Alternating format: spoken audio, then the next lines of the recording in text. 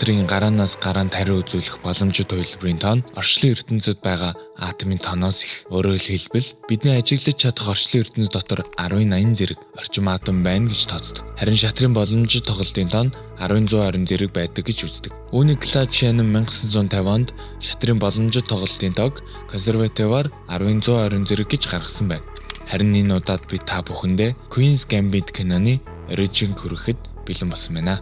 За юуны өмнө Берсийн гамбит гэж юу хэлээд байгаа ямар утгатайг товчхон тайлбарлаад өгье. Энэ бол шатрын гарааны нэг хувилбар бөгөөд Берсийн гамбит гэдэг нь D4, D5, C4 нүүдлэр эхэлдэг шатрын хамгийн сонгодог бөгөөд хамгийн судлагдсан нээлтийн нэг юм. Гамбит гэдэг нь эхэндээ төр зүр хүү золиослох замаар төвийг хянах, хөгжлөө төрөсгөх гэсэн санаа. Энэ санаа нь 15 дахь зуунд Европт гарч ирсэн ч жинхэнэ системд онол нь 1800-аад оны сүүлээр бий болсон юм. За эргээд кинонд орцгоё. Цар тахлын үеэр хүмүүс гэртээ удаан хугацаагаар байх шаардлагатай болсон Netflix зэрэг стриминг платформын хэрэглээг огцон босгосон. Яг энэ үед буюу 2020 онд гарсан The Queen's Gambit цуврал дэлхийд даяар хүмүүсийн анхаарлыг татаж богино хугацаанд хамгийн их үзсэн бүтээлүүдийн нэг болсон юм а. Киноны гол онцлог нь шатар гэх оюуны спортыг сонирхолтой, хурц драмтай хослуулж харуулсан явдал байлаа. Үүний нөлөөгөөр шатрын онлайн тоглолт, шатрын худалдаа, мөн хүүхэд залуусын шатрын спортыг сонирхох нь эрс нэмэгдсэн. Энэ цуврал цар тахлын үеийн соёлын том үзэгдэл болж чадсан юм а. The Queen's Gambit нь 1983 онд хэвлэгдсэн зохиолч Walter Tevis-ийн роман бөгөөд шатрын онцгой авьяастай охин Beth Harmon-ы амьдралыг өгүүлдэг. Тэрээр шатрын ертөнцид алдар нэр олж оргилд хүрэхийн төлөө тэмцэнэ. Энэхүү роман хүүхэд өрчилж авах эмэгтэйчүүдийн эрх тэгш байдал буюу феминизм, шатар, мөн мансууруулах бодисын хамаарал болон архитал зэрэг сэдвүүдийг гүнзгий үндсэн байдаг.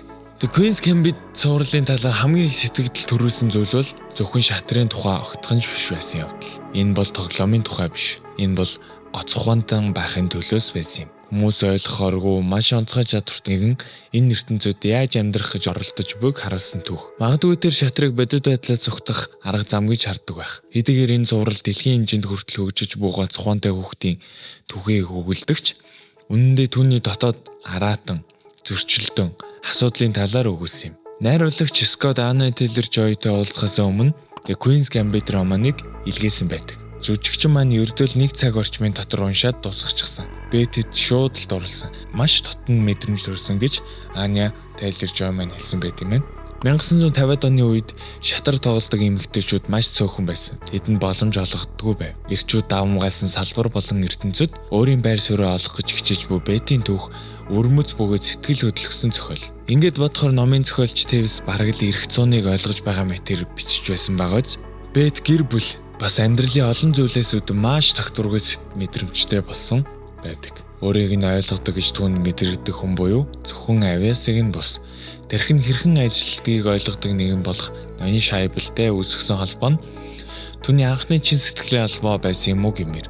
Мөн тэр Жолиндээ гайхалтай нөхөрлөлийг бий болгосон. Тэс өөр хүмүүс хідэж яг адилхан гаралтай бас хоёулаа биенээ ойлгодог. Жолин яг л ээжих нь байсан гэхэд хэлсдэггүй мэд. Амьдралынх нь ихэнх хугацаанд тэдний хүн өргөж аваагүй. Тиймээс тэр газарт нэгнээсээ хамааралтай байх хэрэгтэй болдог. 1950-ад оны сүүлч 1960-ад оны ихэр асрамжийн газрын хүүхдүүдэд тайвшруулах юм өгөх нь маш төвгөмөл байсан. Удирдах хянахад илүү хэлбэр болохын тулд тэр шүү дээ. Тиймээс би 9 настайдаа тайвшруулах бас нойрсуулах юмд донтдог. Тэгээд тэд өсөж том болох тусам олон төрлийн донтолтой болсоор байдаг. 15 орчим настайдаа согтруулах ундааг олж нээсэн. Донтолтын асуудалтай тулгарч бүх юм боловч өөрөө өөртөө тэмцэх хэрэг гардаг шүү дээ. Бэтмен өөрийгөө алдах эсвэл үүнийг давж гарч чадах болов. Үүний сацуу тэр ялалтч ч бас донтож эхэлсэн. Шатрын хөлөг дээрх бүхнийг хинэж байгаа мэтэр мэдрэмжэндээ донтсон. Хөлөг нөөж байх үедээ л өөрийнхөө ертөнцид байгаа мэт. Бэт хүүхчгийн хэрээр түүнийг ойлгох, мэдрэх, түнд өхөж очих хүн улмал байхгүй болж байсан ч Бэний бусдаас өөр нэгэн байлаа. Тэр ч утгаараа Бэнигээс анхны хүнд хожигдлоо авсан биз. Түнд бусдын толгойг эргүүлэх, оюун санааны тоглоом тоглох таалагддаг байх. Харин тэр үүнийгээ Бэтээс олж хардаг. Цувралын туршид Бэтийн толгойд би галзуу юм уу?